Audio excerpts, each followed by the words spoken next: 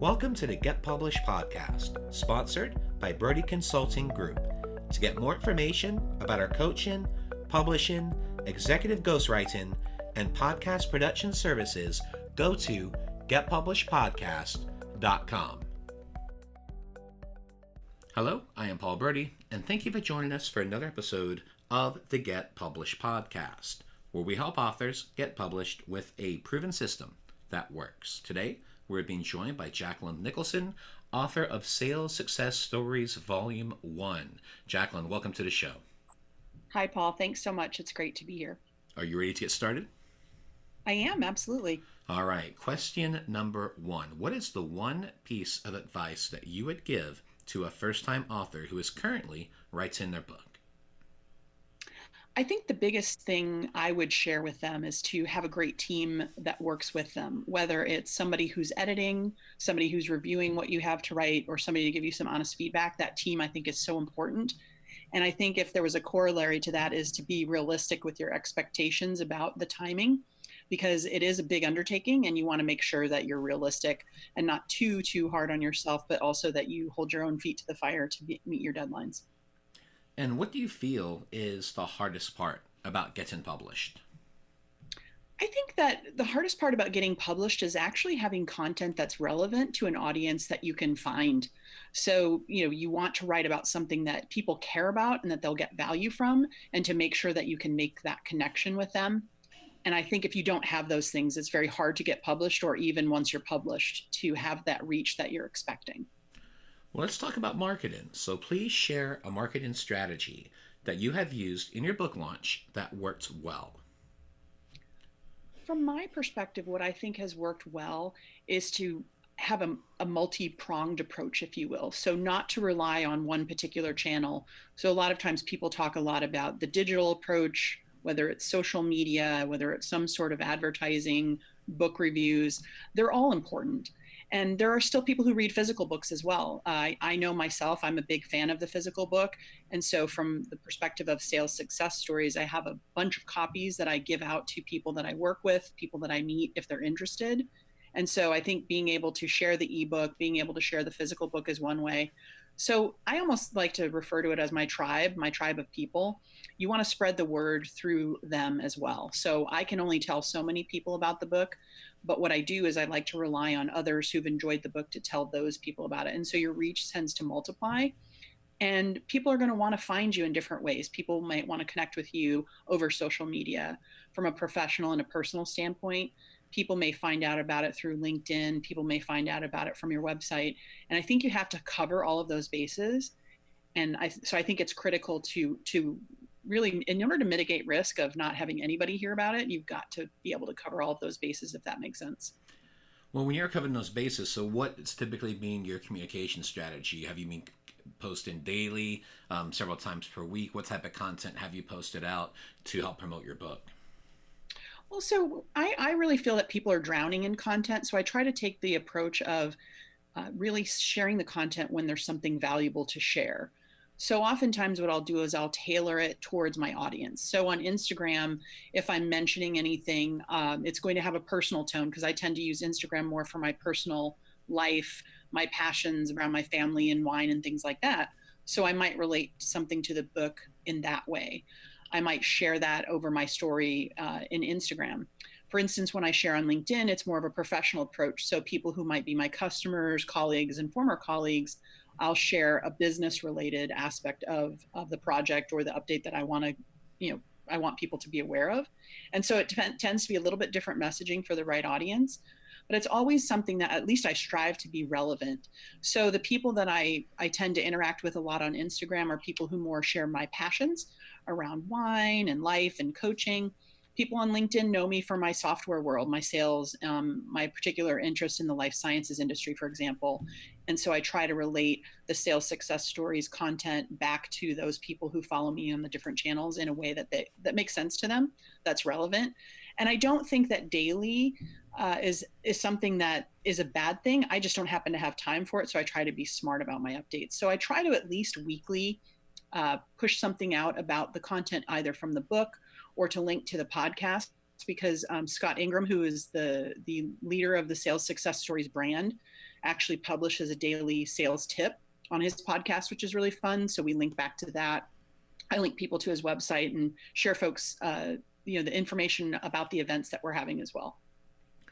And with your book, Sales Success Series Volume 1, this was a 20-person project. So were you guys all contributing a chapter, a couple chapters? What was your specific contribution for this book project?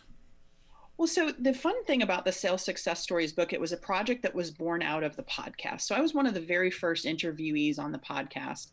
And I think that's actually how we met for this interview as well. And so early on in the days of the podcast, when we were really bootstrapping it, and Scott Ingram really deserves a lot of this credit, obviously, this is his baby. But the fun thing about it was when we all got together for an event last year in the springtime in Austin, we really felt that we were onto something unique, because top sales professionals, which is who our audience for the book are, or people who aspire to be a top sales professional, don't really have a lot of resources for themselves. So once you're at the height of your game, there's really not a lot of content, not a lot of events and support for people who are really some of the best sales professionals. And we asked ourselves, what kind of content do we need? What are we looking to do? How do we help other people earlier in their sales career or who are in a different place? And the idea for the summit was born, and the idea for the book was born. Because if you think about it, top salespeople might get rewarded with a President's Club. They might go to sales kickoffs and events with their sales teams, but what they don't have access to are other like-minded, top of their game sales professionals. If they're at the top, you're sort of it. And so what these people were craving, what I was craving, were other sales professionals who are also very good so that I could learn from. I love to give back to the community and teach others, which was why I participated in the book project, but I also really like to learn from some of the best people. And so the book was a mastermind project that came out of that. And we all sat down and discussed for a day down in Austin how the book should have been organized. And we came across a few patterns, which was really fun to recognize as the group. So there was a mastermind group. I think there were 8 or 9 of us in the room of the eventual 20 authors that were on the book. And we just decided what would be most important to us. How would the book need to be organized? What would people get the most benefit from? And we decided we've really latched onto this concept of storytelling, because we believe that the best sales professionals and the best book writers are storytellers, obviously. And so the idea for the book were firsthand stories from these top sales professionals that we could share with the world. And so we agreed that there would be a number of stories that would resonate across the total number of the book as well as per author. And so we landed around between 3 to 5 stories each. And we wrote them from, some of our favorite memories, our favorite stories. And I think just as it happened with the 20 authors and the project, they fell nicely in some really great themes. And so they were organized by theme. And the other thing I love about the book is it's also organized by author. So you can read each of our biographies, and there's a link to each of our stories, and you can read about you can read it in any way. It's a really fun book. It's organized in a way that leaves it to the reader to be interactive. You can skip around, you can look for themes, you can look for authors.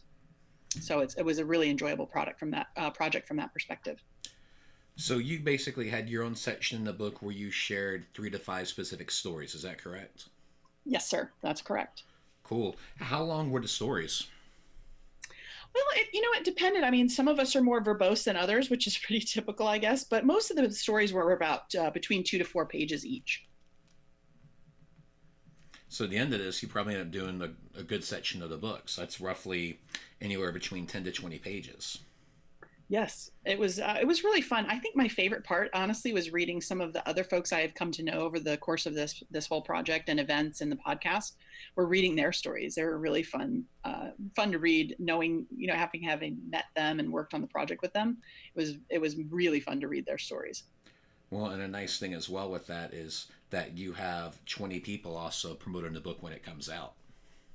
Absolutely. And I think that there's another thing, and I don't know if this is relevant, but I think it is as we as authors and publishers and people who strive to share beautiful content with people out there, one of the best things about it was we've developed a really supportive and dynamic community that came from the book. So one of the things that we've kept going is the annual event, and we're having our other event here in October down in Austin again in 2019. And the interactions we have at least once a month, we get on a video call together, help each other solve challenging sales problems. Again, these are people who are at the top of their game. And if they're having trouble and they don't have necessarily the resources internally, they can turn to one of us who worked with them on the book. And so even just earlier this month, we all brainstormed with, one of our top providers of content to the book on a problem he was having. And it was just really neat to see that spark from the group that had collaborated on the book together. Well, let's talk about your favorite book. So what is your favorite book, and what was the number one thing that you learned from it? Oh, I loved this question because I had to think about it, because I tend to really, when I think about my favorite books, they're fiction books. And I don't know that we necessarily learn a lot from fiction. It's more entertainment. So that set aside, I also tend to learn better from audio, thus my affinity for podcasts, both listening to them and being interviewed for them. So I'm better on audio. However, I will say this, from a business books perspective, one of the favorite ones I had was a gift that was given to me by a former VP of mine, and it was called The Obstacle is the Way. And what I learned from that is that we grow the most in the most difficult times.